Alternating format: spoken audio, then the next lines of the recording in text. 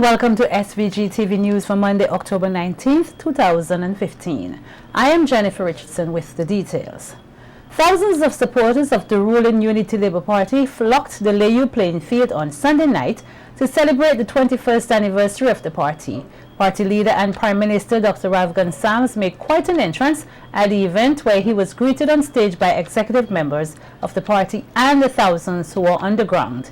Dr. Gonsalves and his wife Eloise Gonsalves danced and indulged in a big star-shaped cake. Several speakers made brief addresses during a night that was punctuated by entertainment, sending supporters into a frenzy.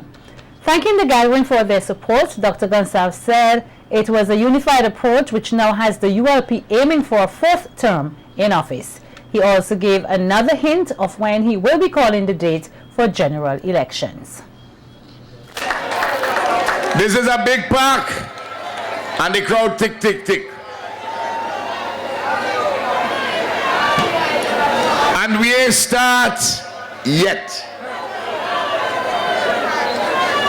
Because when we announce the election date, you're going to have a crowd even larger than this one. And I feel a little jealous. I want to see a crowd like this at Connery on the afternoon and early evening of Independence Day, because we go in there like we went there the last time. Out comes the sun, shining on my face again.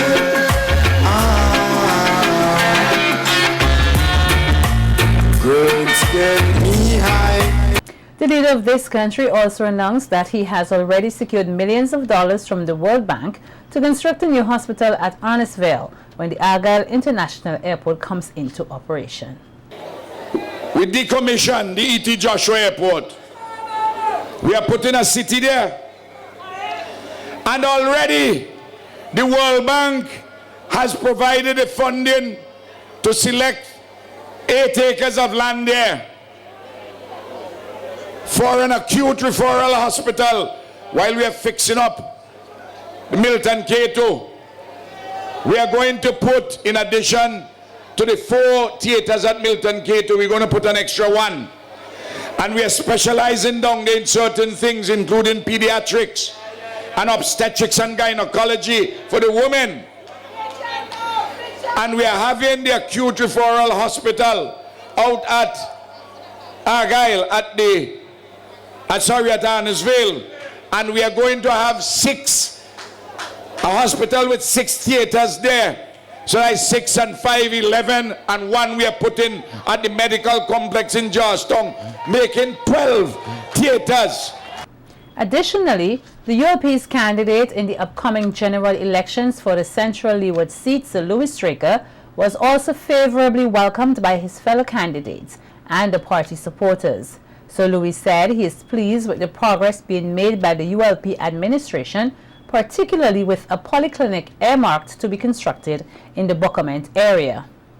He promised to continue to do his best to assist in the transformation of the Central Leeward community. I say to the people of Bookament, in the coming year, we are going to open a major health facility at Bookament Bay.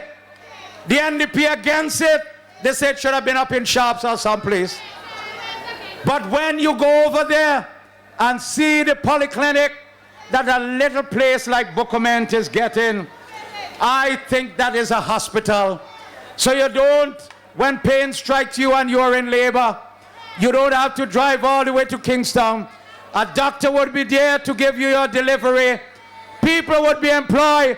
And Bookament, that was once famous only for tree and plum and tamarind, is now famous for a major health facility, famous for the resort they have at Bookament, famous for a secondary school, the Bookament-based secondary school, famous for a Golden Year Center. So it's a major village with worldwide reputation. Lauding the ULP for its land distribution program, Sir Louis said residents in the Central Leeward constituency will also have an opportunity to become one of the over 4,000 landowners through the government's initiative. Do you know that this ULP has given out over 4,000 lots of land at 10 cents and 50 cents a square foot to poor people in this country? We gave out almost 200 at Glebe Hill, and recently we gave out, how much was it, Maxie? 162 we recently gave out. Again at Peter Soap, Cottons and Wallilabo and Barley.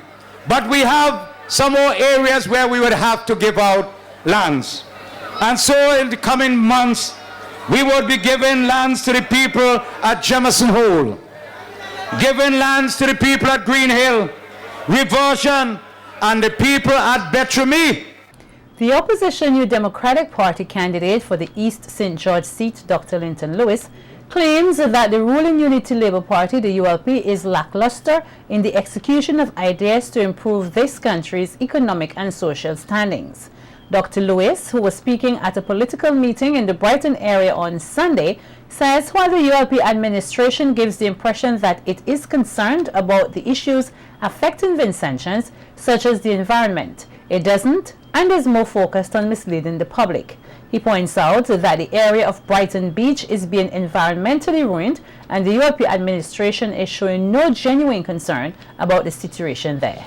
And we thought that it could not have been good for those people for sand to be removed continuously, not being given an opportunity for it to mount up naturally and exposing the bay for the water to come up and encroach on the properties of people. I went on the first year, we saw the danger. The second time we went back, the danger was imminent. And the third time we went back, by that time the water was under the wall of a gentleman's property. I went to the House of Parliament and I asked a question in the House of Parliament: what does the government have in store for the removal of land at the Brighton Bay? I want the people of Brighton to hear this. Ralph Gonsalves chuckled in Parliament and he said, well, you advise us what we should do. That was his answer to my question.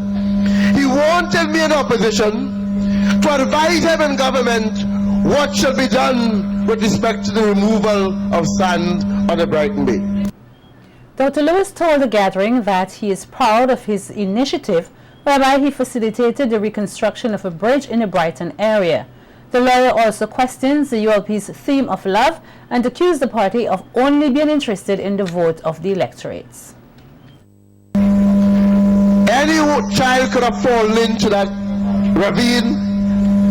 They could have drowned. They could have hung themselves. They could have died or seriously injured themselves. The Unity Labour Party did absolutely nothing whatsoever to make sure that that bridge was safe and a song over which the children and adults could walk. What did we do? We decided that we were going to rebuild that bridge. And I called some friends of mine at Villette and I asked an institution in St. Vincent to assist me with the lumber. And Mr. Lewis, Fitzroy Matthews and his team went down to Diamond and rebuilt that bridge, that the children can walk over that bridge. If Labour loved the people and the children of Brighton, don't you think they would do what is necessary to safeguard the security of those children and to ensure that at least they can walk to school safely and securely? This country's Prime Minister and Minister of Finance, Dr. Ralph Gonsalves, is pleased with efforts being made to ensure that the Baiko-Cliko issues are resolved. In Parliament today, discussing the plan of arrangement for the Baiko-Cliko Bill 2015, PM Gonsalves says the various steps to acquire the monies owed to persons will include a court hearing and meeting with creditors. At what may be considered stage 2 in getting the legislation passed, We have done some consultations. At the same time, the preparation for stage 3, the preparation of the scheme documentation is being done.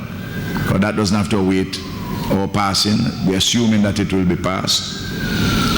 Then we'll have EC court hearings and Bahamas court hearings.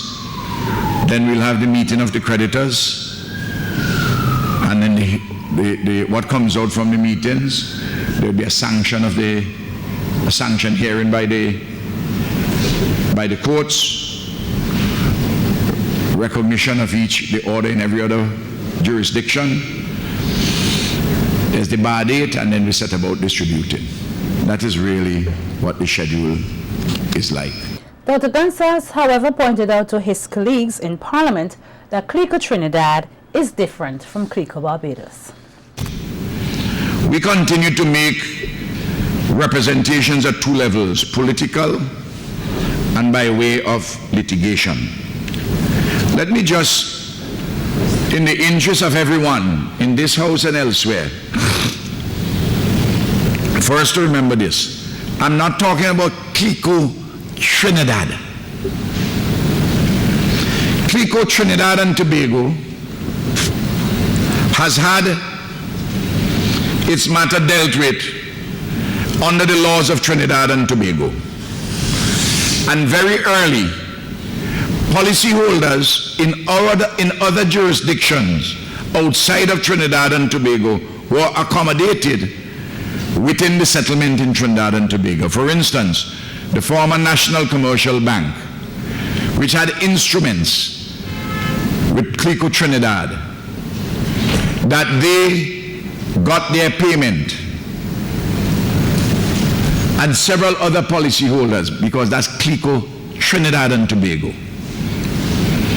I'm talking now about CLICO International, otherwise known as, roughly, in ordinary language, CLICO Barbados.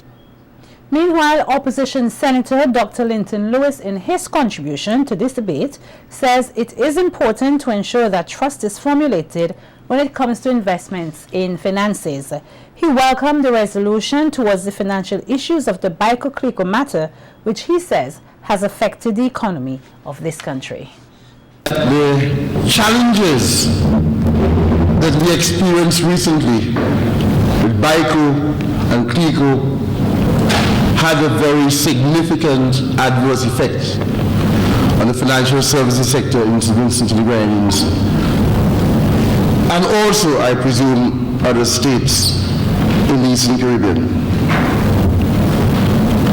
Mr. Speaker, trust is very important, very important. And one of the reasons why people insure risk is to determine whether or not, at the end of the day, if something goes wrong, they will be able to, let's say, get back the value of their assets or the money that they have invested. The National Heritage Organization, in collaboration with the St. Vincent Cooperative Bank and the Bank of SVG, will for the 3rd consecutive year host the National Heritage Parade tomorrow, Tuesday the 20th October. Under the theme, We Love, We All Things Vincy. The parade, which will begin at 1 p.m. featuring over 40 local acts, will also recognize and pay homage to many Vincentians who contribute to the development of St. Vincent and the Grenadines. For the first time, the parade will also feature performance stops, which will be done around the Banfield gas station, the market, and the post office areas. The parade will culminate at the Cooperative Bank car park, where the opening ceremony will be held for the Heritage Village at 6 p.m. The village will run until Independence Day, October 27th, and will reflect an old-time community reminiscent of the type of lifestyle lived by our ancestors.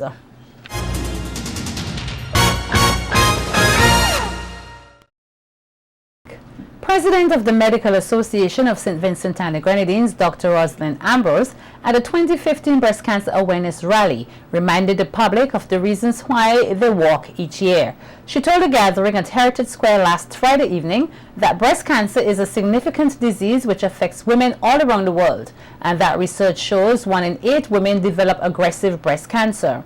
Dr. Ambrose says the reasons for the annual breast cancer walk and rally are to create public awareness of breast cancer, to promote healthy diets, as well as to encourage women to practice self-breast examination. I would like to just briefly remind you of the reason why we are walking. We do this each year to remind as many people as possible that breast cancer is a very significant disease. It affects many women around the world and can often affect us in the prime of life. Scientific information shows that approximately 1 in 8 women will develop invasive, aggressive breast cancer in her lifetime. That statistic holds the same for women in St. Vincent and the Grenadines and in the Caribbean as a whole. Speaker of the OECS House of Assembly, Renee Batiste, at the rally, noted that it has been 11 years since the Pink Cap City Walk began in St. Vincent. She used the opportunity to challenge women here to eat more healthy foods and exercise regularly. The Ministry of Health just completed a national results survey on non-communicable diseases in St. Vincent and the Grenadines. And ladies, we have a lot of work to do. They say we are eating too much salt, too much sugar, not enough fresh fruits, not enough fresh vegetables, and we do not exercise enough. So they give us 5 strikes. However, let us do a little plan from this year October to next year October. Let us see if we can all weigh 10 pounds lighter. Words of encouragement and love were offered to persons living with breast cancer by various individuals, including a breast cancer survivor. Here's what they had to say. Behind every breast, there is a woman to fight for. A woman who loves, a woman who is a mother, a sister, an aunt, a grandmother, a friend. Let's be prepared to stand shoulder to shoulder with her and give her hope. Courage. Maybe it's easy to say to someone, be brave. But when someone is faced with the news that cancer is present, bravery doesn't come easily. We must encourage those affected by the disease to think positively, ask questions, make decisions early, follow through with treatment plans, and never, ever give up. Turn to prayer and always believe that this is going to work out in the best way. Never hold back from saying I love you to all who love and care about you. Strength. Being diagnosed with breast cancer can make you feel scared, anxious, stressed, and sleepless. Besides the diagnosis itself, there's uncertainty everywhere. Your mind is swimming with all kinds of questions. Which doctors will be on your team? What treatments will you get? How do you tell your children, other family members, other co-workers? Through it all, keep praying for strength to guide you in these directions. Draw strength from loved ones, but mostly think of yourself as being the strongest woman in the world.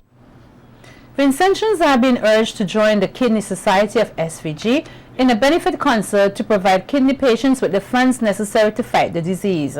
According to Fidel Taylor, chairman of the What a Little Love Can Do benefit concert, kidney disease is a very serious and expensive illness that puts the poor and even the middle class in society at a very grave disadvantage.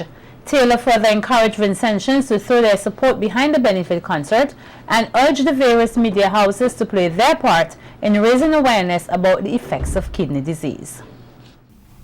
You know, some of them just can't meet the expenses. They have to come up with a person between $1,500 to $2,000, I think, is a week.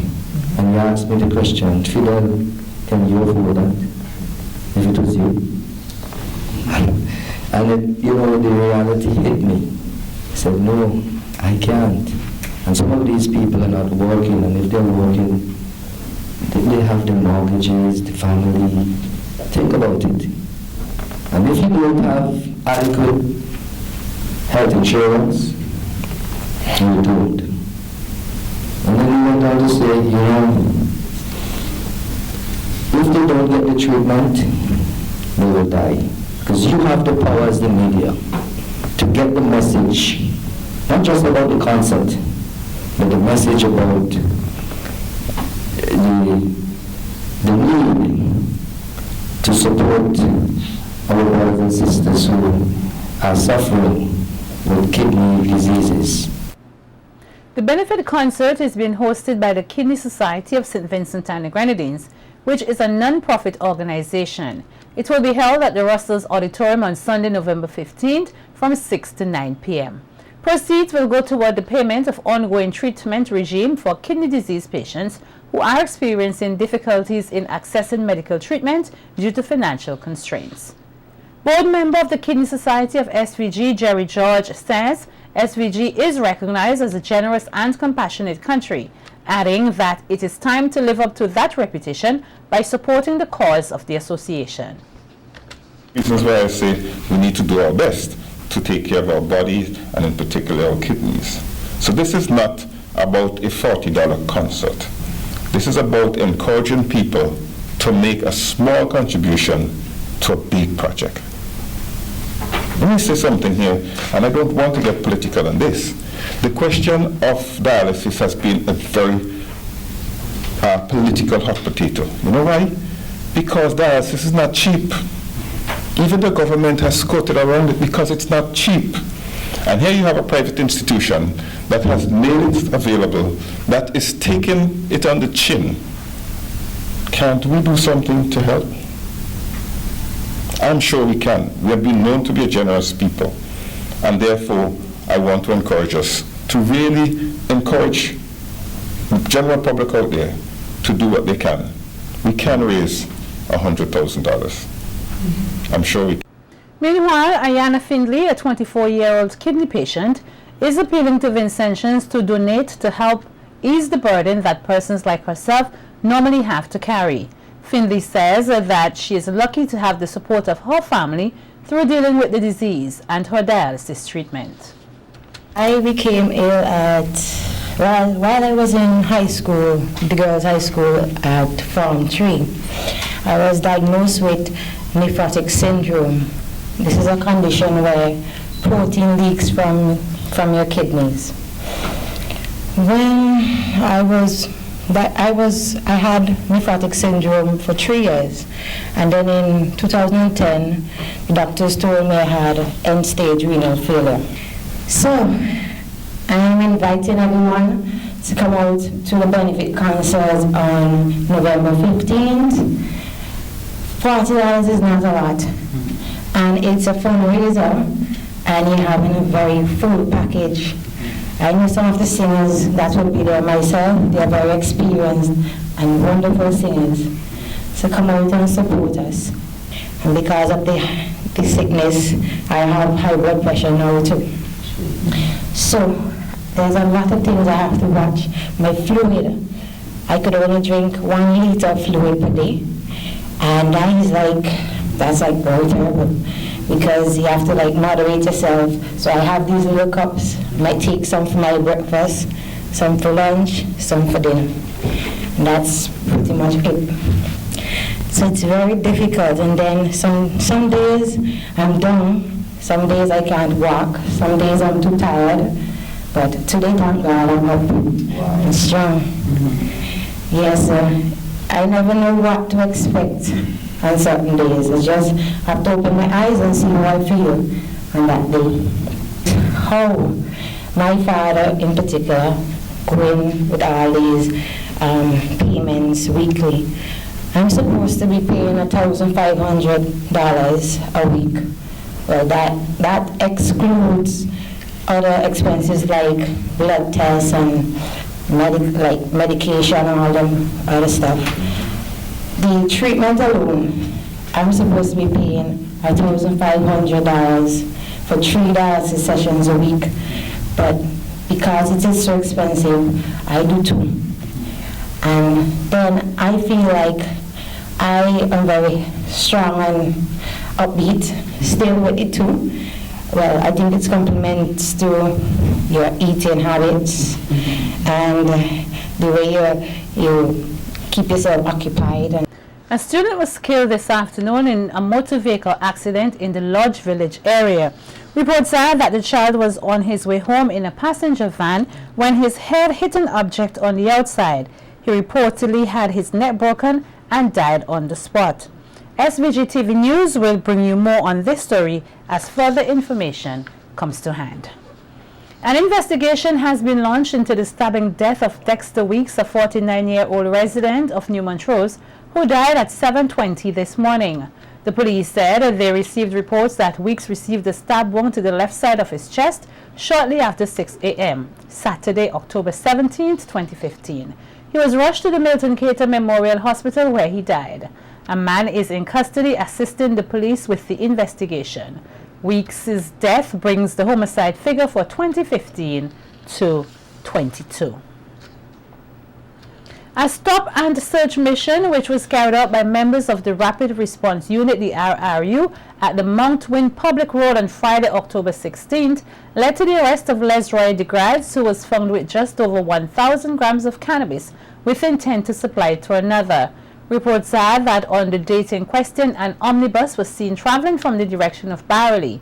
The driver of the vehicle was signaled to stop, to which he complied. The grads was seen attempting to place a bag that contained the marijuana under a seat. A search was immediately carried out, which led to the discovery of the drug. The grads appeared at the Serious Offences Court today and pleaded guilty to the offense. Chief Magistrate Rayshon Brong imposed a fine of $2,500 upon him. $1,000 was to be paid forthwith, or a 6 months jail term will be imposed. The balance is expected to be paid by December 4th, 2015. In default, an additional 9 months jail term will be imposed.